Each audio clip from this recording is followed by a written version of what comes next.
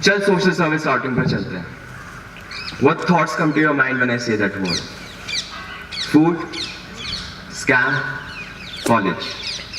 There are numerous negative connotations that the noble activity carries, even in an environment supposedly conducive to create the leaders of tomorrow. To give you a clear picture, allow me to narrate an incident. This one day I was late for toy by about 5 minutes. The teacher on duty asked me that why was I late.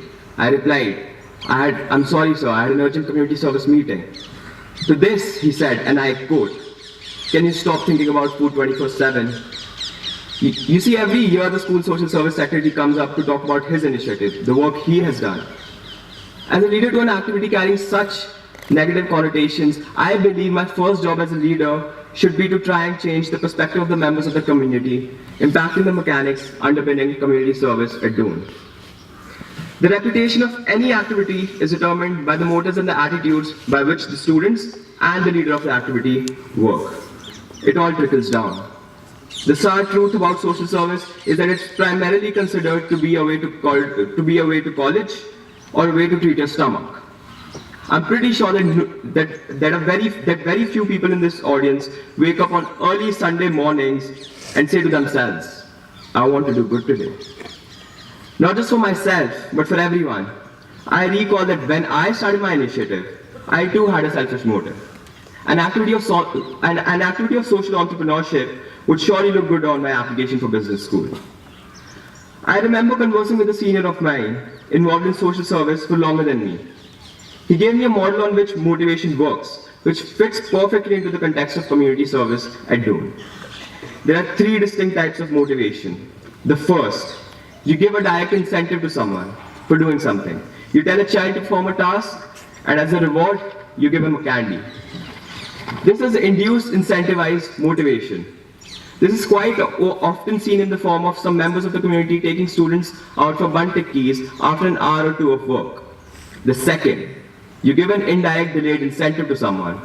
You tell a child to perform a task in hope for a reward which may be given at a later date. This is the most prevalent form of convincing people to do social service and is employed by a majority of the initiatives in school. The third, the purest form of motivation is innate self-motivation, without anyone's persuasion or any hopes of rewards, save that of knowing we do good. Last year I saw an old lady cook food with a mobile held in her mouth to use the flashlight, and I said, I will change the situation no matter what. I failed the first time. I tried again. And as a result, I was able to change the situation, and just to see that smile on that old lady's face just gave me the satisfaction and the happiness I was looking for. This conversation and my personal reflection on the same has radically changed my perception of community service. So just try looking at community service more than just a way to go out and do things which you're not supposed to. Also, we need to change the way we think about community service. Community service is not that you clean up a place so that everyone can litter that place all over again. Community services is that you make them understand why they should keep their surroundings clean. Community service is not waking up early on Independence Day and cleaning your rooms. Community service would be that you influence each other that throughout the year we need to keep our surroundings clean. Community service is not making the economically challenged depend on you. That you go out and just keep doing things for them. Community service is making them independent so that they can be empowered, employed, and so that they can be able to take care of their families. Community service is not throwing a Tetra Pak and telling someone else to pick it up just because he's at a certain post. We all need to have a certain sense of community service, independent of any post that you hold. One more reason that the students have a bad attitude towards community service is that we don't wear colorful ties or blazers. But if you really think, is it even necessary? I know that a lot of work goes unnoticed in this department. Someone even suggested me that introduce community service colors. Well, my reply to this would be, make yourself fall in love with any activity, not only community service, any activity you do in school. Then recognition will be the last thing you will be looking for, and it will still come your way.